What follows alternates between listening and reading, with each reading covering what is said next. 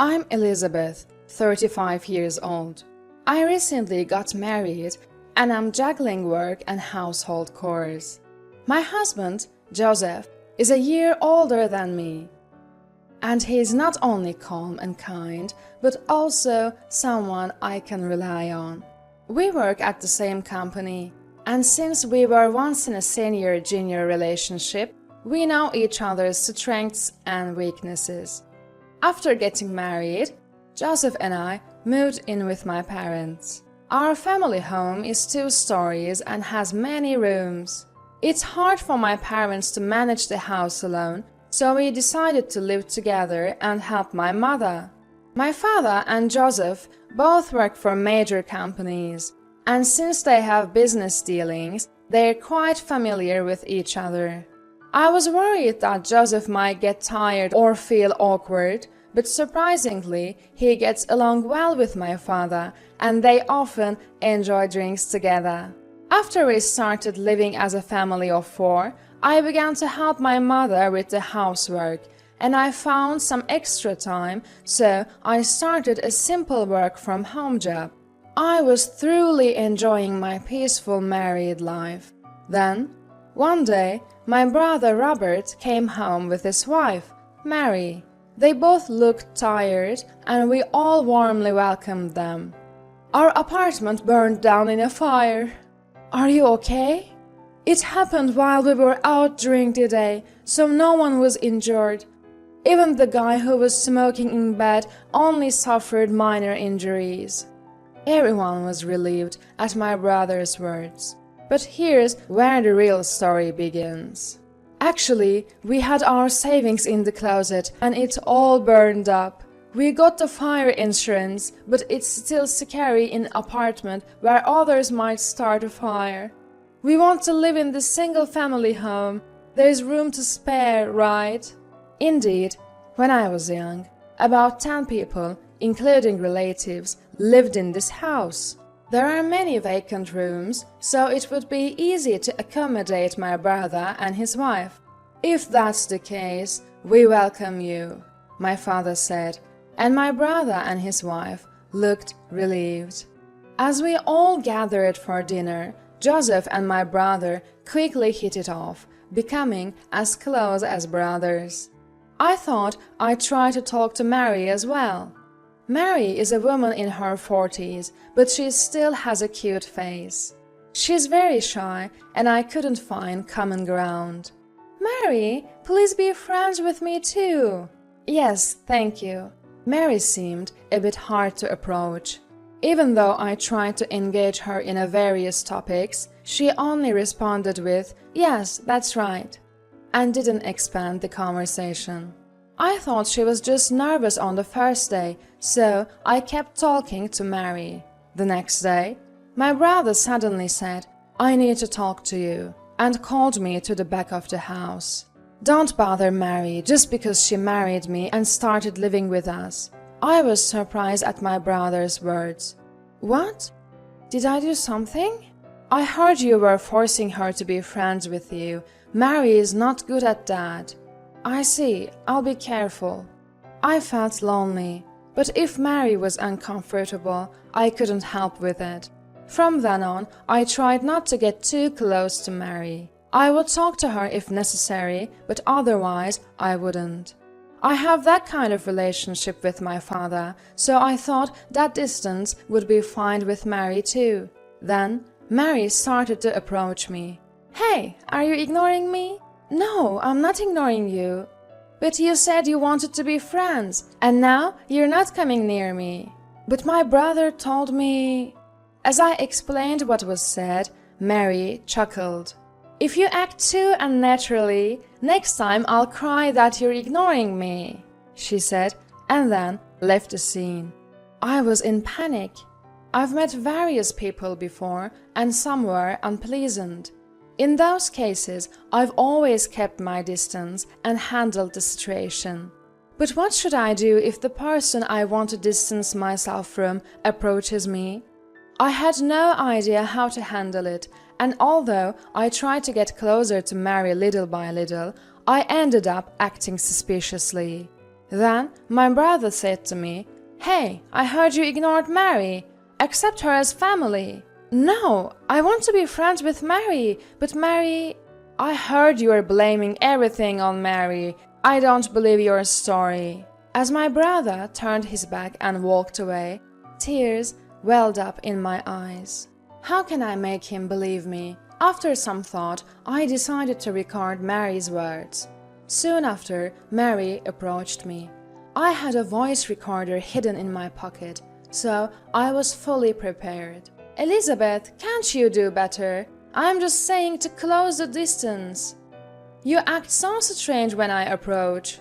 But if I talk to you, I'm accused of forcing a relationship. And if I keep my distance, you say I'm ignoring you. I don't know what to do. Just do as I say. If you quietly listen and obey, I won't say anything." Mary chuckled and went somewhere. Afterward, as expected, my brother came and said, "What did you do to Mary? She was crying that you were harsh to her." Until now, I had only felt bad, but now I was prepared. Listen to this recording first. I took out the voice recorder and played the conversation between Mary and me. But my brother criticized me for recording it. "You think you're right by doing something so sneaky." "What?" "Recording a conversation is the lowest. You're not recording now, are you?" "No, I'm not." "Empty your pockets." I showed that my pockets were empty. I wouldn't record my own brother. "So you think it's okay to record Mary because she's lying?" "But Mary lies." "Mary is my wife. I understand if you're upset that a stranger has come in, but you're an adult, so stop acting like a child." My brother gave me a cold look and left. I was only hoping to resolve things here, so the shock was great. I knew I couldn't let things continue like this, so I decided to consult with my parents and Joseph. I was a little scared, but I let everyone listen to the voice recorder. I thought they would blame me for recording, like my brother did, but they said, "I've also felt suspicious of Mary. What is Robert doing while his sister is suffering?" "Yes, that girl pretends to do housework but slacks off. She's a cunning child." My parents listened seriously to my story and voiced their dissatisfaction with Mary. Robert blamed me for recording. He said I was sneaky. Then Joseph tightly grasped my hand. "Elizabeth must have felt so hurt by Mary, right? You wouldn't have recorded anything if she hadn't treated you like that." "Don't worry. I'm on your side, Elizabeth." Hearing Joseph's kind words, I broke down in tears of relief. Afterward, my father and Joseph seemed to have talked to my brother. When they explained that Mary was also at fault, my brother had no choice but to agree. And on the surface, my brother and I made up, but I had lost my trust in him. In the past, my brother was always on my side, no matter what. I understand that his wife Mary is important to him now, but I can't trust him anymore since he blamed me, even though it was clear that Mary was at fault.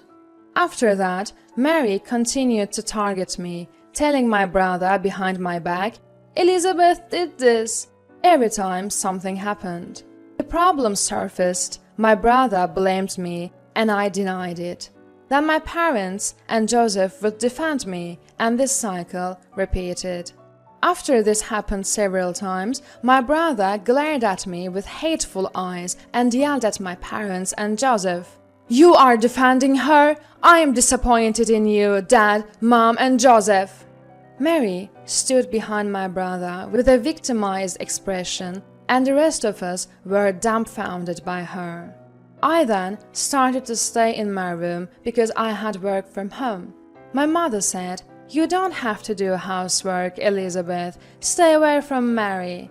At this time, my parents were also telling my brother and his wife to leave the house. "We can't keep people who cause problems in the house." "You mean Elizabeth, right? Kick Elizabeth out."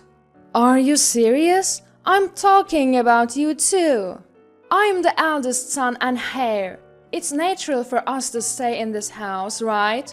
We don't need an heir in this house. I just want to live peacefully. It was fun when it was just the four of us, Robert, but everything changed when you came. I accidentally overheard my father and brother's conversation, and I began to think that if this problem continued, I should be the one to leave. Then, a decisive incident occurred. While I was working from home in my room on the second floor, I heard a loud noise as if something had fallen down the stairs. The stairs were right outside my room. Startled by the noise, I immediately opened the door. There, at the bottom of the stairs, Mary had fallen. "Are you okay?" As I rushed over, my brother quickly arrived and picked up Mary. Then Mary pointed at me and said, "Elizabeth, Me? I didn't do anything." But my brother wouldn't listen.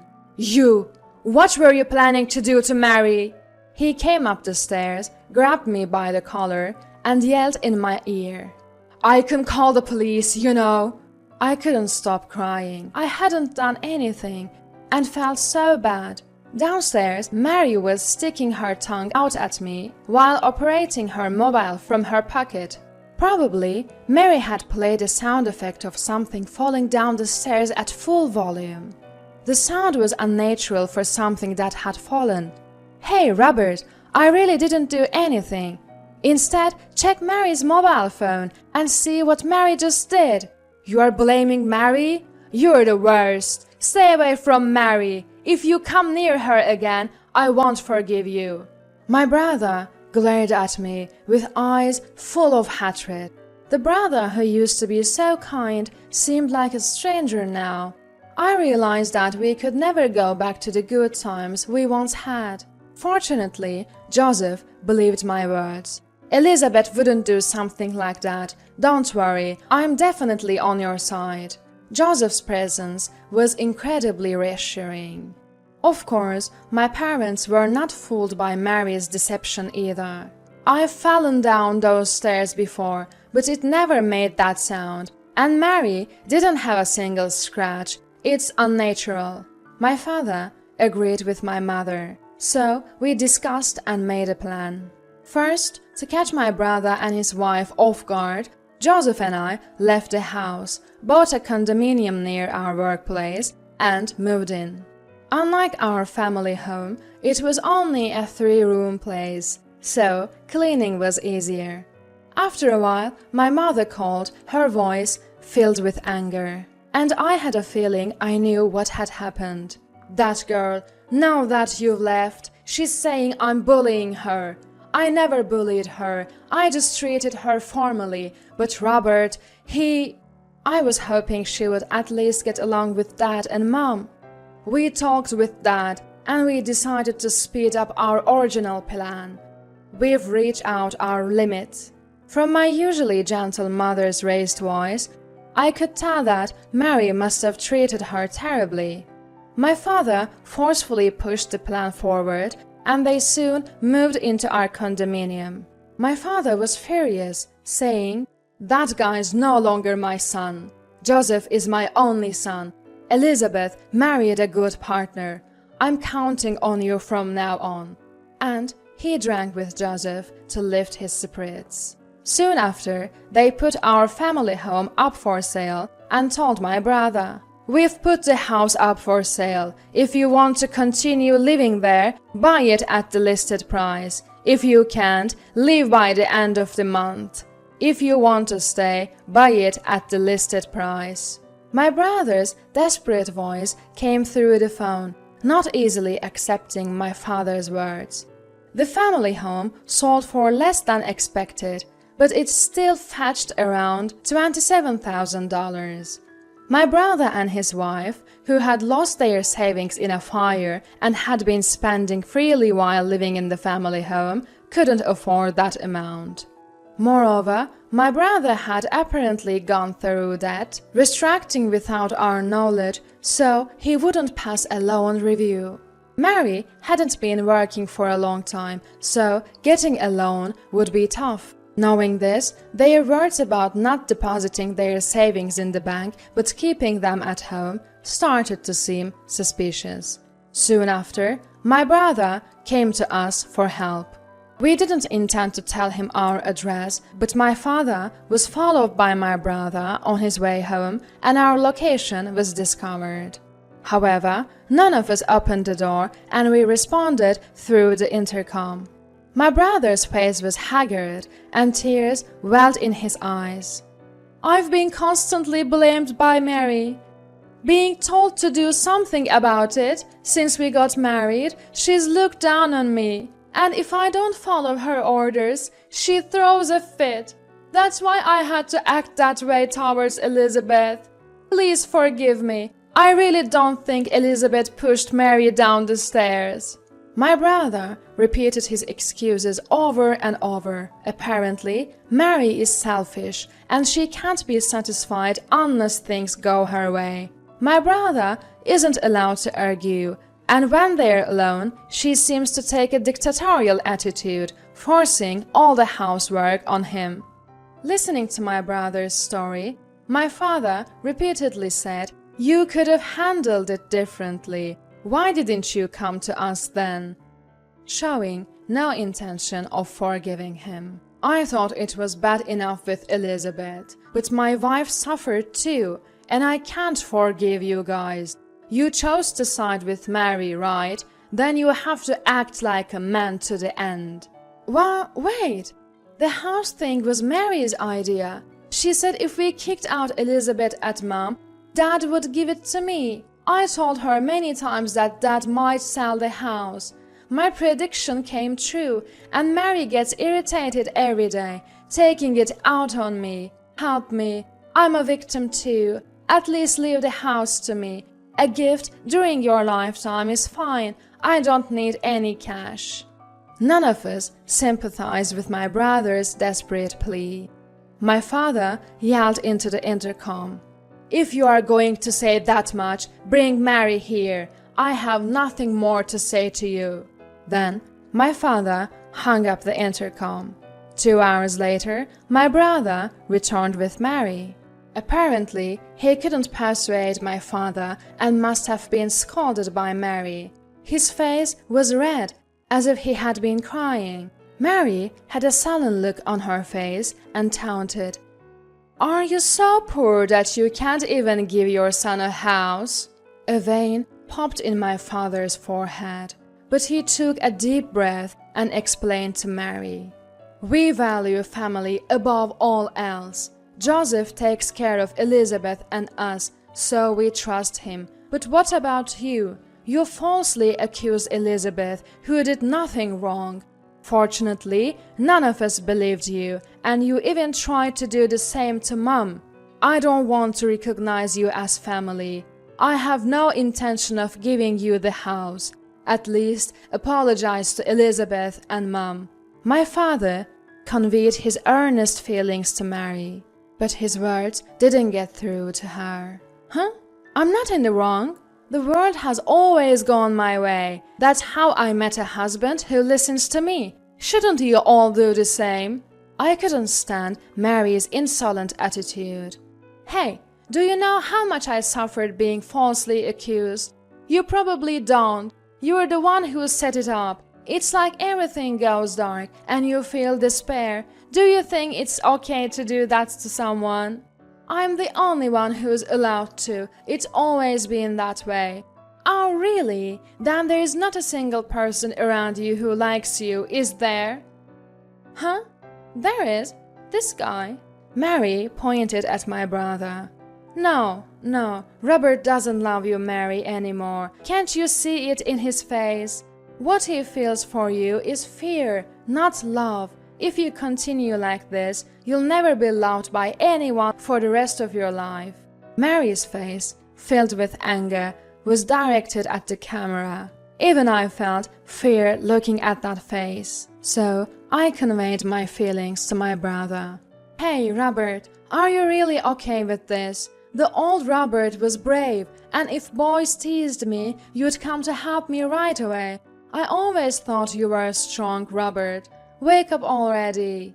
Then my mother, who had come to stand next to me, raised her voice to my brother. "I don't think of you as my son anymore. I believe you'll wake up. If you stay with Mary like this, you'll only get worse." While my mother was saying this, Mary, looking confused, took my brother and left. Did my mother's words get through to him in the end? After that, my father really sold the house. It seems my brother and his wife moved into a cheap apartment. My brother was still under Mary's brainwashing, but he began to feel a little distrustful of her attitude. Our desperate voices seemed to have reached him somewhat, and he finally took action. Though all he did was to explain the situation to friends and co-workers, he received the same persuasion from them as from us, and the brainwashing seemed to gradually unravel. He finally understood how crazy Mary's words were. When he confronted Mary with a divorce, she demanded a lump sum payment of $90,000, and they began to argue, as my calmer brother told my mother over the phone. Divorcing over personality differences is difficult. It took my brother a year to finally divorce Mary. After the divorce, Mary's bad reputation spread, and no one wanted to deal with her. Apparently, she was already estranged from her parents and is leading a lonely life. I hope she never victimizes anyone like my brother again and stays quiet. After that, I returned to peaceful days.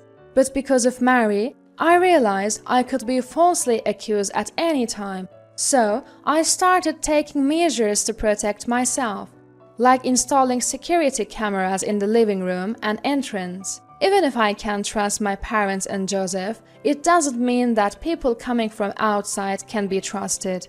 No one knows what can happen when. From now on, I'll research how to deal with false accusations so that my family doesn't suffer from them, and I'll teach everyone. I've decided to protect my family in this way. After all, I now have the most precious treasure to protect in my belly.